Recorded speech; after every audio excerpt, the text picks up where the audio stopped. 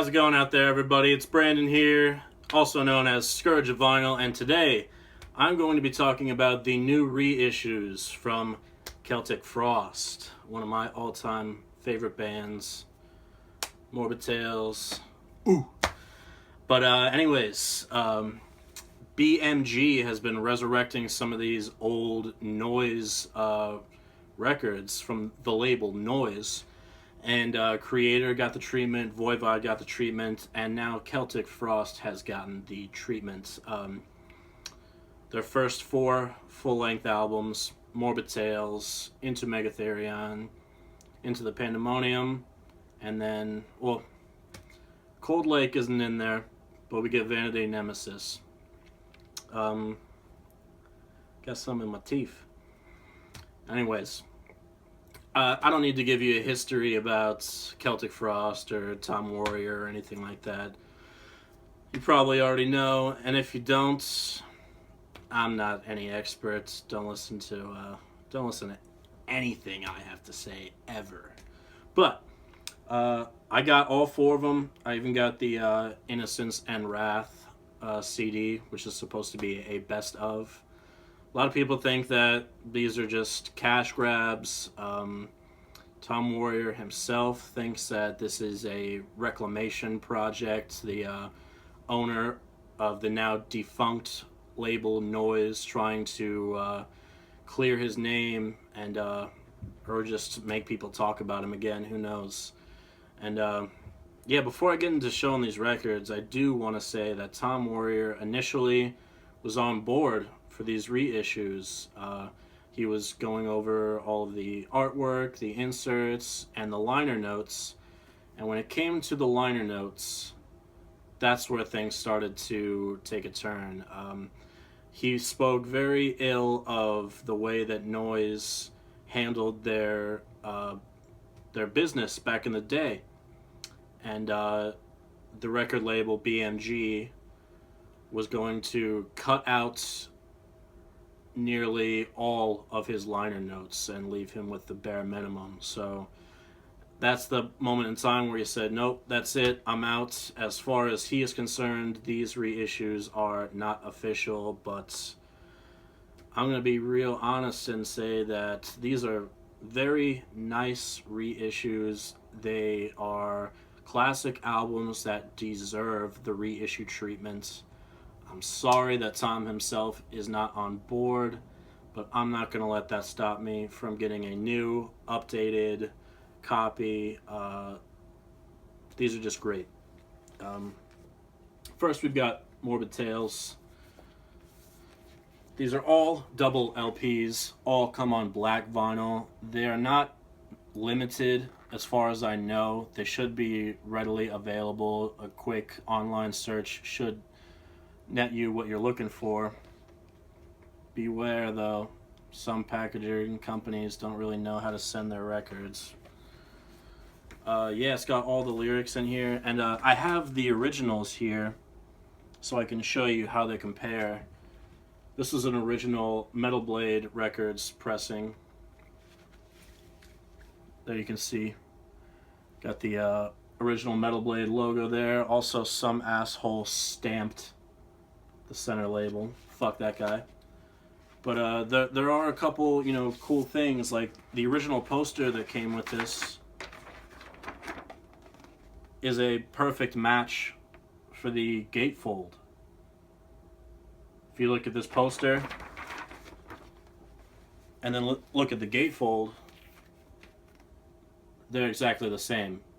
So that's what I'm talking about when I'm saying that, the artwork and the layouts, everything tries to stay as true as possible to the originals. All of these come with 2 posters. They call them posters, but I really think they're more just inserts with classic band photos.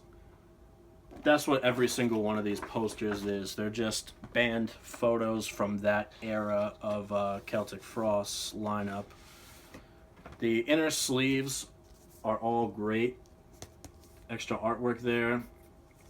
They have the original thank you notes and then also thank yous for whoever worked on the reissues. And then they also all have a foreword by someone named Xavier Russell. I'm not sure if he has any affiliation with Celtic Frost or the label. I have no idea who he is. But it's a nice foreword, gives you a little look inside that time period as far as where Celtic Frost were in their careers. And then, of course, you have lyrics.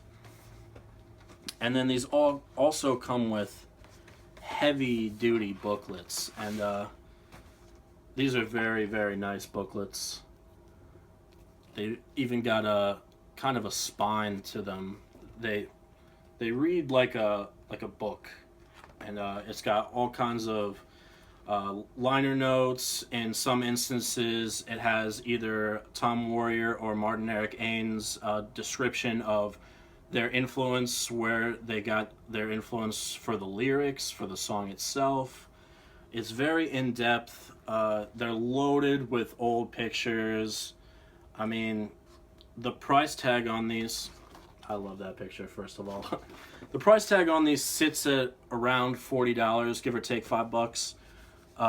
It is kind of a pricey tag for a double LP, but considering all of the extras that these come with, I mean, you got the double LP, the printed inner sleeves, gatefold presentation, the two posters, the booklet. I mean, it's a heavy record. So that's all for Morbid Tales. Oh wait, let me talk about the double LP situation here. For all of these records, they have on the first LP the actual record itself, and to my knowledge, it has not been remixed or remastered. Maybe a little bit of tinkering here and there, but there's no sort of, like with the Creator reissues, they're not remastered stuck on there. And for the second LP, bonus material. So on Morbid Tales, you have a 1984 rehearsal from the autumn of 84 and then from the summer of 84. So you've got rehearsals from the songs Morbid Tales, Messiah, Procreation of the Wicked, and Nocturnal Fear. Messiah is actually a Hellhammer song, so cool getting to hear Hellhammer track on a Celtic Frost LP.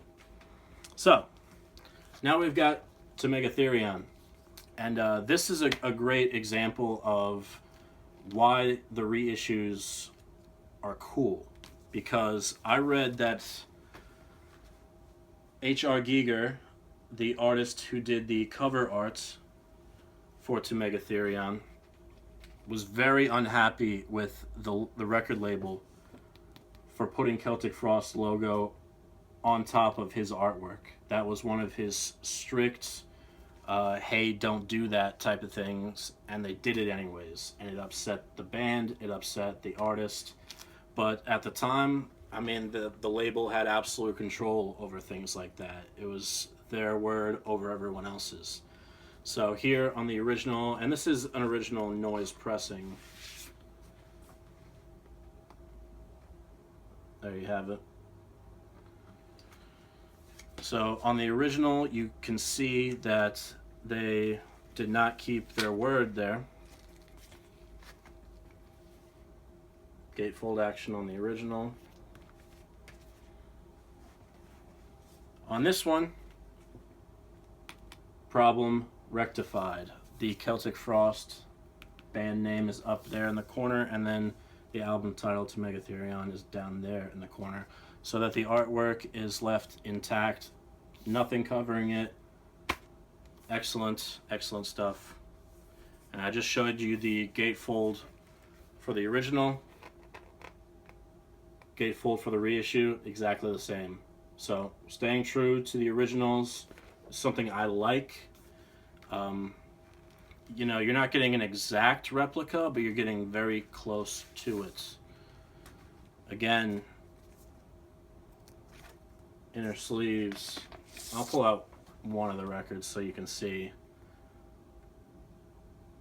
It has the Roman numeral 1 on both sides, so you know that it's LP number 1, but then it says side 1 and side 2 on the record, and then side 3, side 4 for the other. This one also came with 2 posters, a very large booklet, and then the bonus LP for this one, crucial. You have the Circle of the Tyrant, Emperor's Return EP with Circle of the Tyrants, Visual Aggression, Suicidal Winds, Journey into Fear. And then also you have a couple of extra tracks. You have the Visual Aggression 1988 remix and Return to the Eve 1985 studio jam. So, and then I'll show you these side by side so you can see. They're exactly alike. I mean, doesn't get much better than that. And then I do have an original copy of Emperor's Return as well. Like here, this picture, this artwork you will find in the booklet here in the To Mega Therion reissue. Pull that out real quick. Yeah, see. So they do include the extra artwork for the extra songs that were added. And these booklets, again, they're gigantic. There's tons of information, liner notes, pictures, artwork, all kinds of great stuff in there. And then, same deal, Into the Pandemonium. I do not have an original copy of this one, but much like Morbid Tales and To Mega Therion, the presentation is exactly the same as an original. I just don't have an original to show you. And I'm not going to show you all the posters, but just look at the transformation in the band's style from those early Hellhammer, Celtic Frost promo pictures to this. I mean, and then if you're hoping for a Cold Lake reissue, it's probably never going to happen. And I know that most of you don't really care about Cold Lake, and that's fine, but I know there are some people who do enjoy it, myself included. And Tom Warrior himself has stated that that record is an abomination. I'm pretty sure he has either hidden away or even destroyed the original tape recordings for that. So we'll never see a proper official reissue. And then we've got Vanity Nemesis. This is the album that came after Cold Lake. Cold Lake got a ton of bad publicity when it came out.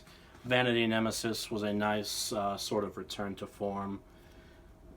If some of you haven't gotten past, Into the Pandemonium, there's obviously Cold Lake, and then there's Vanity Nemesis, and I feel like this album is very underrated and overlooked just because of the circumstances in which it came out. It came out at a time where Celtic Frost had already evolved so much, and it came out after an album like Cold Lake.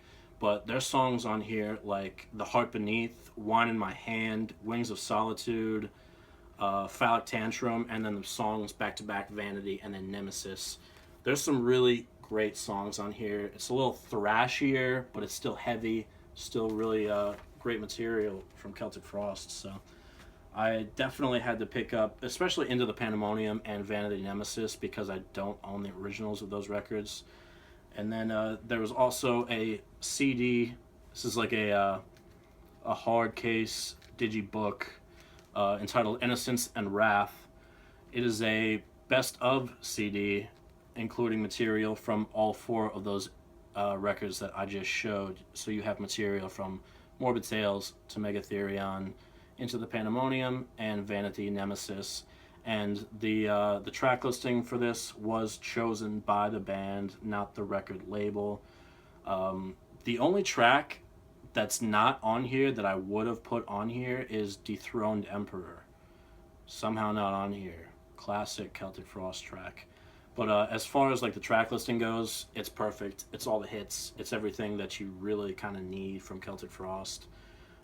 They did not do a double LP for this. This was only released on CD. It does have another foreword with like liner notes and all that stuff, and then like extra artwork. I always love the artwork for the I Won't Dance single.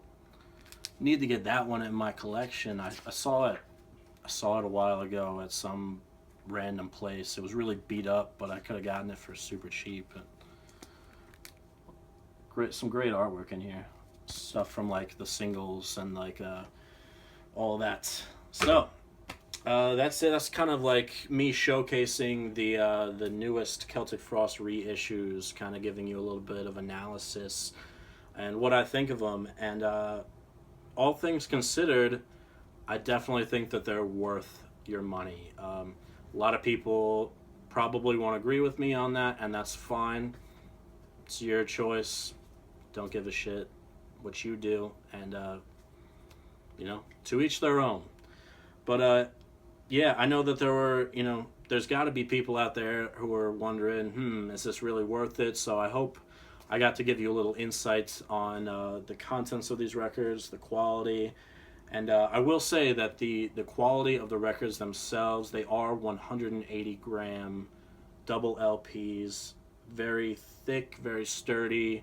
They sound crisp, clear. I have zero complaints when it comes to the audio quality for all those concerned about that as well. But that's it. I'm going to get out of here. Thank you so much for tuning in, subscribing to my channel, watching my past videos, liking and commenting on them. I truly appreciate it. So until the next time, take care.